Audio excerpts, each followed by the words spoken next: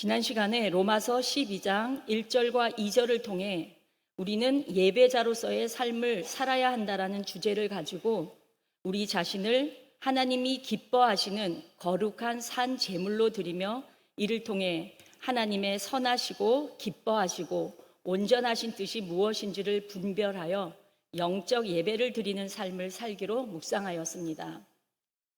오늘은 이어서 3절부터 13절의 말씀을 통해 하나님이 기뻐하시는 예배자가 되기 위해 우리가 행할 일이 무엇인지를 여러분과 함께 나누고자 합니다. 먼저 본문 3절을 보시면 내게 주신 은혜로 말미암아 너희 각 사람에게 말하노니 마땅히 생각할 그 이상의 생각을 품지 말고 오직 하나님께서 각 사람에게 나누어 주신 믿음의 분량대로 지혜롭게 생각하라라고 합니다. 하나님이 기뻐하시는 예배자가 되기 위해서 첫 번째는 마땅히 생각할 생각, 마땅히 행할 일을 하라는 것입니다. 마땅히 생각할 생각이란 것이 무슨 말일까요? 잠언 22장 6절에도 보면 마땅히 행할 길을 아이에게 가르치라. 그리하면 늙어서도 그 길을 떠나지 아니하리라고 했습니다. 마땅히 행할 길이란 뭘까요? 일반적으로 우리는 도덕적, 윤리적, 규범적인 인간의 기본 도리라고 생각할 수 있습니다. 이런 표현은 과거 유교적 사고를 바탕으로 생각해 보면 그런 생각을 하실 수 있는데요. 그러나 본문의 성경적인 해석은 그 아이가 가도록 되어 있는 그 길입니다. 그것은 하나님이 이 아이를 창조하실 때 그 아이가 가도록 되어 있는 그 본질적인 사명의 길을 말합니다. 몸속에 배어있는 DNA의 특성이죠. 여러분, 사냥개는 산에서 움직이는 동물만 보면 달려가는 습성이 있습니다. 말은 달리는 데 특화되어 창조된 동물이고 오리는 물에서 헤엄치는 데는 탁월한 능력을 가진 동물입니다. 그런데 오리를 달리게 하도록 훈련하면 그 오리는 뛰지 못해 힘들고 헤엄을 잘 칠 수 있게 생긴 오리발은 다 찢어지고 원래 가지고 있던 물에서 헤엄치는 특성도 다 망가져 버립니다. 그래서 오늘 본문에서 말씀하는 마땅히 행할 길이라는 표현은 본인 각자가 즐겁게 할 수 있는 은사를 말하는 것입니다. 그래서 본문 6절에서 8절을 보시면 우리에게 주신 은혜대로 받은 은사가 각각 다르니 혹은 섬기는 일로, 혹 가르치는 일로, 혹 위로하는 일로, 구제하는 일로, 긍휼을 베푸는 일은 즐거움으로 할 것이니라고 말씀하는 것입니다. 하나님이 기뻐하시는 예배자가 되기 위해서 두 번째는 그 이상의 생각을 품지 말라고 말씀하고 있습니다. 여러분, 그 이상이라는 말은 헬라어로 파라라고 하는데 그 의미는 필요한 것보다 더 이런 뜻으로서 이 단어 속에는 옆에 두다라는 의미를 포함하고 있습니다. 다른 말로 하면 마땅히 생각할 그 이상의 불필요한 것을 옆에 두지 말고입니다. 그러면 왜 옆에 두면 안 될까요? 여성들이 내가 꼭 필요한 핸드백을 사서 하나님 좋은 거 주셔서 감사합니다 하고 그냥 기쁜 마음으로 쓰면 되는데 그것보다 더 좋은 것은 없는지, 다른 사람이 구입한 것이 내 것보다 더 예쁜 것은 아닌지, 왠지 저게 더 좋아 보이고 더 탐스러워 보이고 그러면서 자기 기준을 옆에 두고 다른 사람 들고 다니는 것 보고 자꾸 비교를 합니다.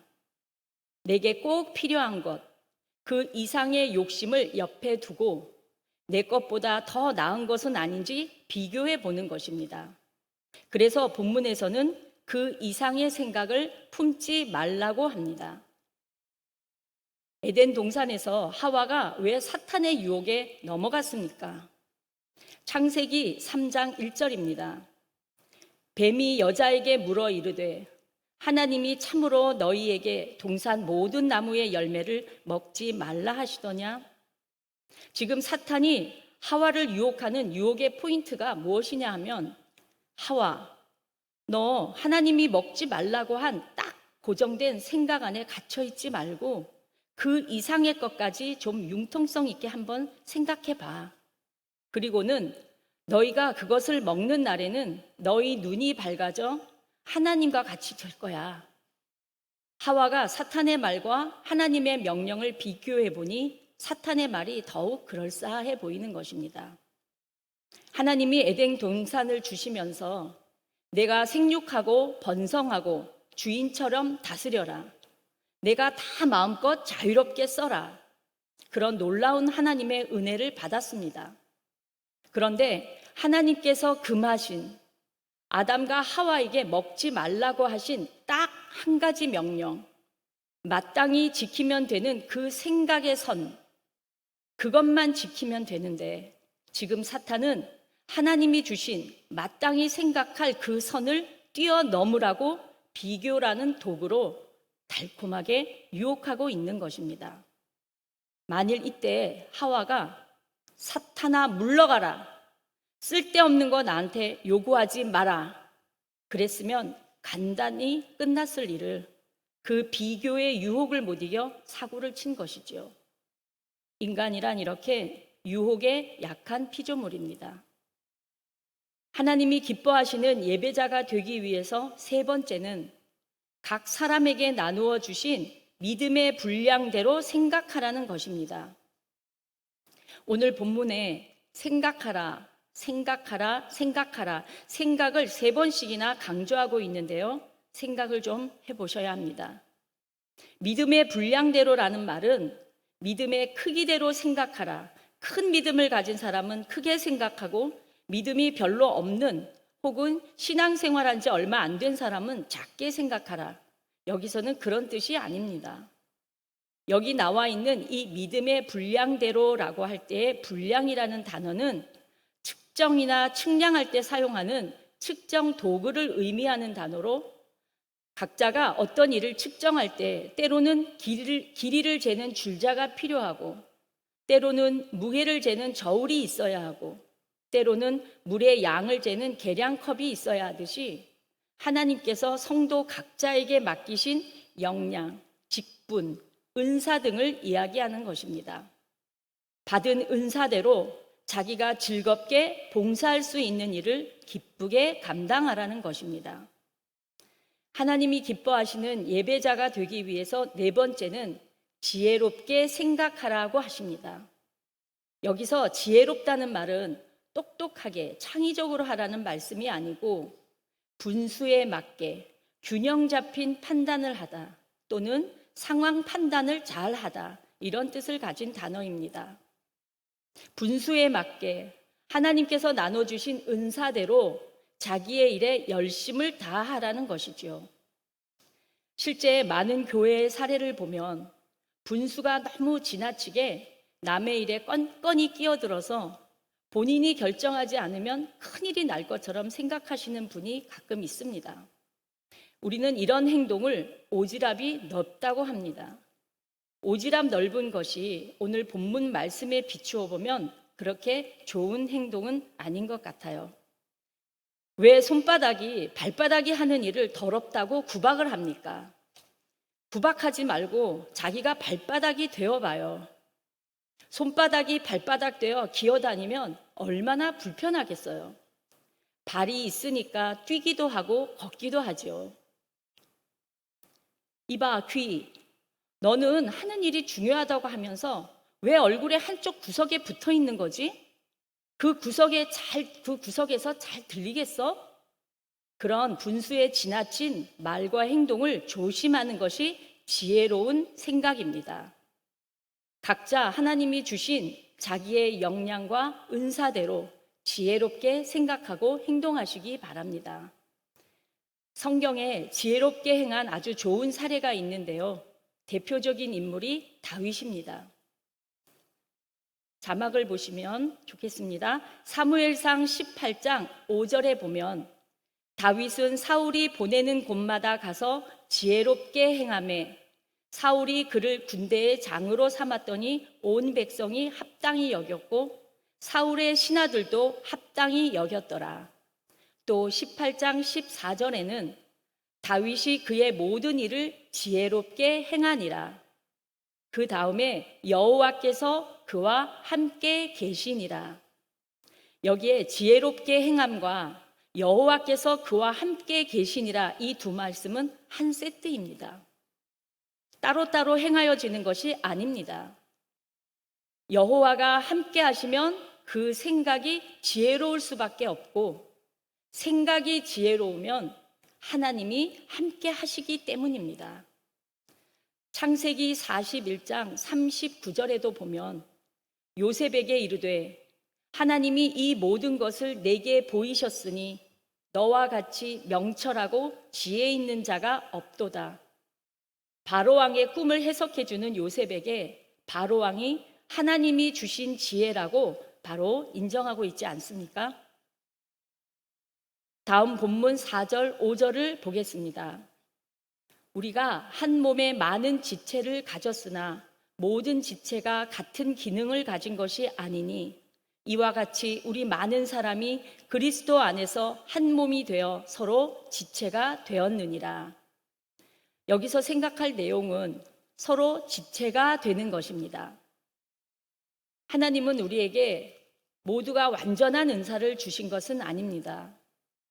학교 다닐 때 친구들을 보면 어떤 친구는 수학이라면 좋아서 눈이 번쩍 뜨고 달려드는 친구가 있는가 하면, 영어 시간만 되면 즐겁고 영어로 말하고 싶어 입이 근질거리는 아이들이 있듯이 누구에게나 잘하는 은사를 받은 부분이 있는가 하면 부족한 부분이 있기 마련입니다.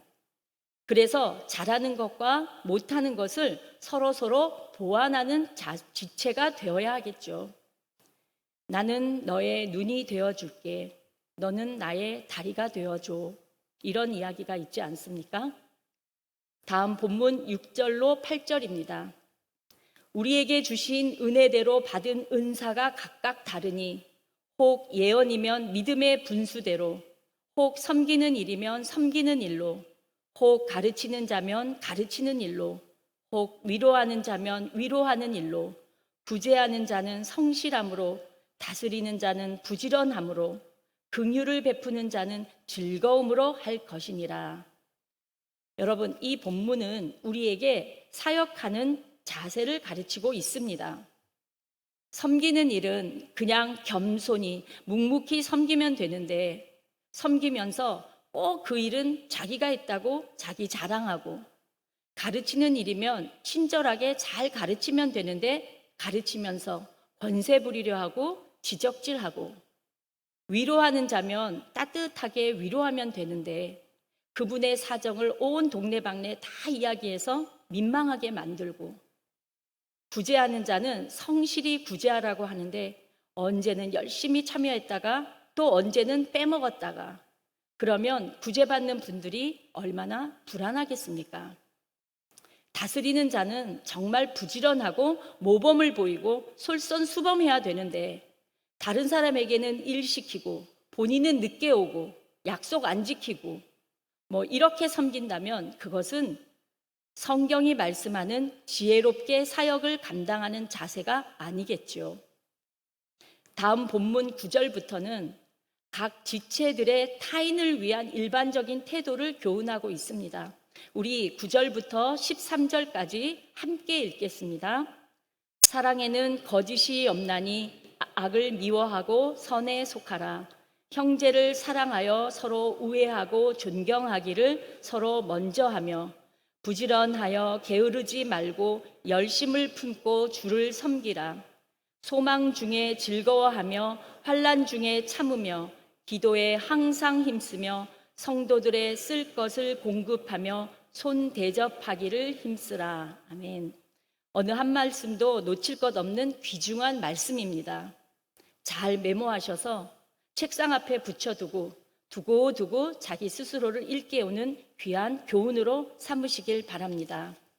이제 말씀을 마무리하겠습니다. 오늘 이 아침에 로마서 12장 말씀 가운데 하나님이 기뻐하시는 예배자가 되기 위해서 우리가 어떻게 행할 것인가를 몇 가지로 교훈하고 있습니다. 첫째는 마땅히 생각할 생각, 마땅히 행할 일을 하라는 것입니다. 하나님이 우리 각자에게 사명으로 주신 달란트대로 섬기는 우리 교우들이 되셨으면 좋겠습니다. 그 일을 통하여 하나님의 영광을 위하여 성실히 봉사할 수 있기를 바랍니다. 두 번째는 하나님이 우리에게 주신 그 이상의 생각을 하지 말고 사탄의 유혹을 이기도록 자신을 살피시길 바랍니다. 사탄은 항상 삼킬 자를 찾고 있기 때문에 어느 순간에라도 유혹에 당하지 않도록 깨어 있어야 하겠습니다. 세 번째는 하나님께서 각 사람에게 나누어 주신 역량과 은사대로 즐겁게 직분을 감당하시기 바랍니다. 하나님께서 주신 은사인지 아닌지 어떻게 알 수 있을까요? 그 일을 행할 때 기쁘고 즐겁고 행복하면 주님이 주신 은사입니다. 그런데 그 일을 하면 할수록 짜증나고 신경질이 나고 두렵고 하기 싫으면 다른 사역을 고민해 보시기 바랍니다. 끝으로 네 번째는 어떤 사역을 감당할 때 무엇보다도 그 일에 앞서 지혜를 달라고 기도하여야 하겠습니다. 하나님이 함께 하시는 사역이 되도록 늘 깨어서 기도하는 우리 교회의 아름다운 사역자가 되시기를 주님의 이름으로 축복합니다. 기도하겠습니다. 거룩하고 신실하신 아버지 하나님, 언제나 지혜가 부족하고 편협한 인생인 저희를 성령 하나님께서 우리의 생각의 지경을 넓혀주셔서 하나님께서 은혜로 주신 사명을 잘 감당하게 도와주시옵소서. 그래서 마땅히 생각해야 할 그 이상의 선을 넘지 아니하는 하나님의 사람이 되기를 간절히 소원합니다. 내일부터 또 거친 세상을 살아가야 할 때 하나님이 주신 지혜를 가지고 이 한 주도 늘 승리하는 삶이 되도록 인도하여 주시옵소서. 감사하며 우리 주 예수님의 이름으로 기도드립니다. 아멘.